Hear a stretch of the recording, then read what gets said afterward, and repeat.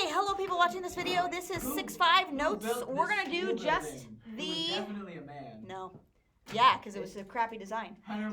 Anyway, 6-5 basic trig identities. Okay, these are going to be like puzzle pieces. Shush, Luke. These are going to be like puzzle pieces, all right? You need your unit circle, which is this guy, okay? It's in blue. And we're going to talk about some of these down here. Not all of them today, but we're going to talk about the ones, and I'm going to have you highlight the ones that we are going to use. The first one is something called a quotient identity, okay? I've talked about this one before where it says tangent is sine divided by cosine. I have a poster up there. Like sine gerene over cos gerene is tangerine. Like sink over cosk is tank, whatever. Sine over cosine is tangent, okay? Now, it should only make sense that if tangent and cotangent are opposite, and sine over cosine is this, then you flip those to get cotangent. Does that make sense? So also, cotangent would be cosine over sine. Got it? Like that should make sense. Find quotient identities on your unit circle. Where do the quotient identities live? Top middle. Top middle. Put a star by that one because that's one that we're going to talk about. Okay? So on your unit circle, put a star on quotient identities. That's one that we're going to use. Okay? Now here's the deal. We're using these to make puzzle pieces so that we can simplify things, all right? And figure out how they fit together. So they're wanting us to simplify tangent and cosine. If we were taking tangent of something times cosine of something, okay? We know that tangent is equivalent to sine of t over cosine of t, right? That's what tangent is, okay? Then I have cosine of t off to the side over here. Are you guys watching? So, I literally am taking this guy and I am replacing him with sine over cosine. Got it? Okay, then, let's make this guy into like a fraction. What's cosine of t as a fraction? Cosine of t over 1. We'll just make him over 1, right? Okay? And we're multiplying this chunk by this chunk. Okay, what can you do like just algebraically? Just cross the cosines cancel, right? So, like, final answer, simplified, you have sine of t over 1 or just sine of t. So, when you are taking tangent and you are multiplying him by cosine, it is the same as just the value of sine. That's how that works. We're just using like puzzle pieces and fitting them together. Got it? Okay? All right, let's go to the next one. This one is one that you will use quite a bit. Like we know that sine is the opposite of cosecant. Okay? So if they give you cosecant, it's 1 over sine, right? Like sine is opposite over hypotenuse, so cosecant would be hypotenuse over opposite. It's the same thing as what's written here. You take 1 divided by that, right? 1 over sine is cosecant. 1 over cosine is what secant is. These are called the reciprocal identities. So go to your unit circle. Find the reciprocal identities. He is in the top left. So put a star by that one. Okay, we're going to put the stars by the ones that we talk about so you know that you can use them. Okay? We're not going to use ones that we're not going to talk about, like sum and difference. We're not going to talk about those today, so you will not be using those on your homework. We're not going to talk about product to sum or double angle. We're not going to do those today, so you won't use those on your homework, okay? Reciprocal identities. So let's do example 2. They say that sine of something is 0.28, okay? I have no idea what angle we're talking about, but sine of that angle is 0.28. Cosine of that same angle is 0.96. They want us to find cosecant. Now, cosecant goes with sine. Whoop, let me go over here. Cosecant goes with sine. He is the married couple of sine. And cosecant is 1 divided by sine, right? That's what we just said. Cosecant is 1 over sine. So if the sine value is 0.28, I'm just going to put 1 over 0.28, and that will give me the cosecant value. Does that make sense? So what is 1 divided by 0.28? 3.57. That is the value of cosecant of whatever that angle is that we're talking about. Secant is what we're trying to find, and that relates back to cosine. So if we're trying to do secant of t, that is 1 divided by the cosine value. Okay, but they tell us what the cosine value is. They say cosine value is 0.96. So what would be the secant value? 1.042. 1.042. See, this is not that hard, right? Okay. Got it? We'll do like 1-ish more, and then we'll stop. Okay? 1-ish more, and then we'll stop. Okay? All right, here's the deal. Listen to this, and I'll show you where this comes from. Okay? The unit circle Okay, we've been doing stuff with the unit circle all along. The unit circle is like that's 0 and pi over 2 and pi and 3 pi over 2 and 2 pi, right? Like this is what the unit circle is. Okay?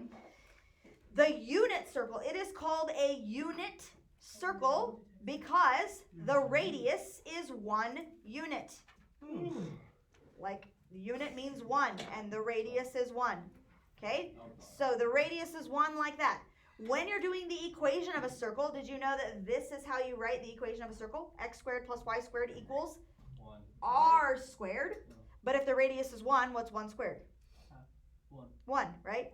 So equations of circle is x squared plus y squared equals 1 squared, or like the radius squared. And in this case, it's 1. So this is the equation for the unit circle. Now, what they've done is they've said, okay, the x coordinate is actually the value of cosine, right? We know that, right? We said yesterday, the x coordinate represents cosine, the y coordinate represents sine. Got it?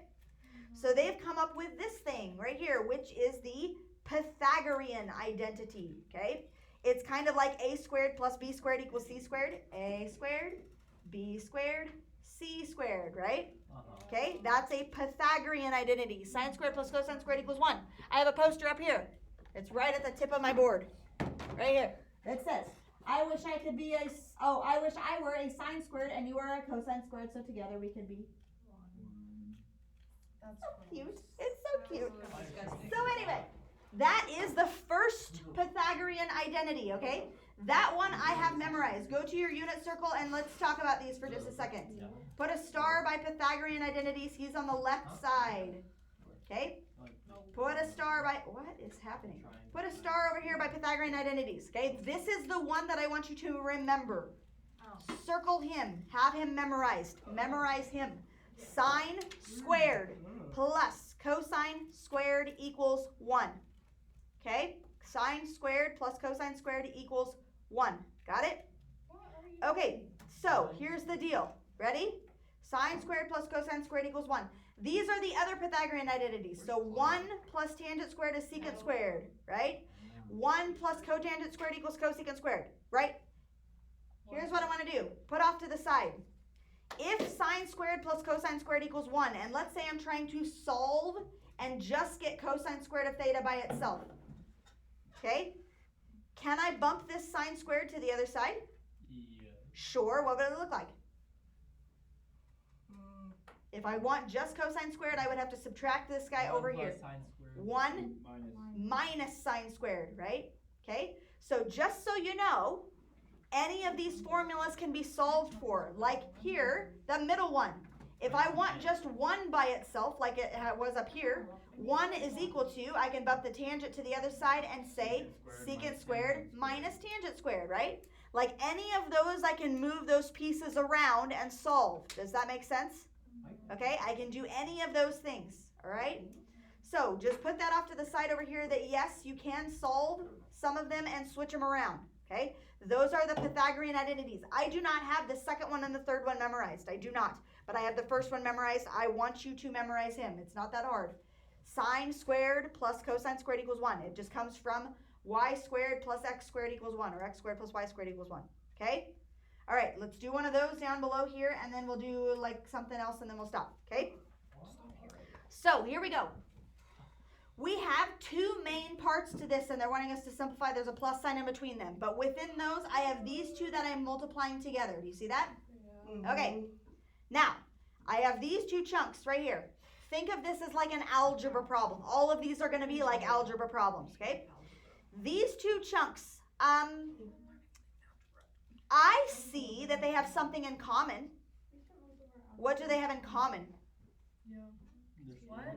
What? Squared? No, what do those 2 pieces have in common? Oh, Like what do they both have? What? Oh, cosine. They both have a cosine. Okay, so let's pull a cosine out front. Like you would in algebra, right? If I take a cosine and I yank this cosine and this cosine out in front, right? I'm pulling them out in front.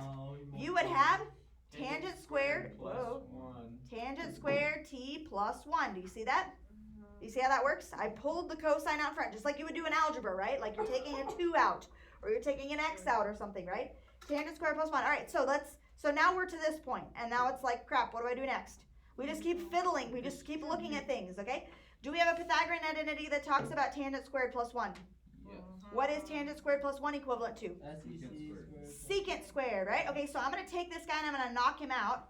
And I'm going to say cosine squared t times secant squared t, right? I'm going to replace him with secant squared, okay? Then let's see what else we can do, okay? Are we understanding what we've done so far? Okay, kind of. Okay. Oh, equals. Let's do this. Let's do this. Hold on. Okay, what? What do you got? Cosines, secant are just opposite of each other, so 1 over whatever. Okay, so Kyle says secant squared is the same thing as 1 over cosine squared, right? Like secant is 1 over cosine, so secant squared would be 1 over cosine squared, right? What is this number as a fraction? Like that. This is cosine over 1. So just so you know, I did not change this one, but I changed secant squared to be 1 over cosine squared. So what happens when I take cosine squared over 1 times 1 over cosine squared? 1. This cancels, this cancels. And the answer is? 1. 1. So would you know that all of this ugly crap right here comes out to be a value of 1? Does that make sense? Yeah. Can I just It all just foils itself out. Will it always be T or will you? They sometimes use T, they sometimes use X, they sometimes use We get a theta. number. Like up here, right here, they're using theta. Sometimes they'll use X. It's just a variable. So no numbers. No, they won't ever put numbers in here. They're just having you like simplify things. That's a good question. Okay? All right. What I want you to do real quick on the bottom of the first page. Bottom of the first page, put strategies.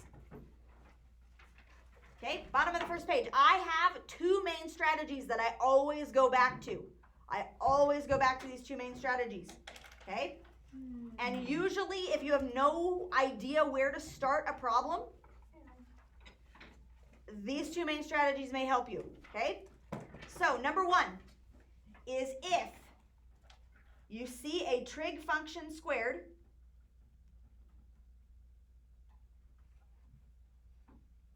or the number 1, look for a Pythagorean, P-Y-T-H, identity.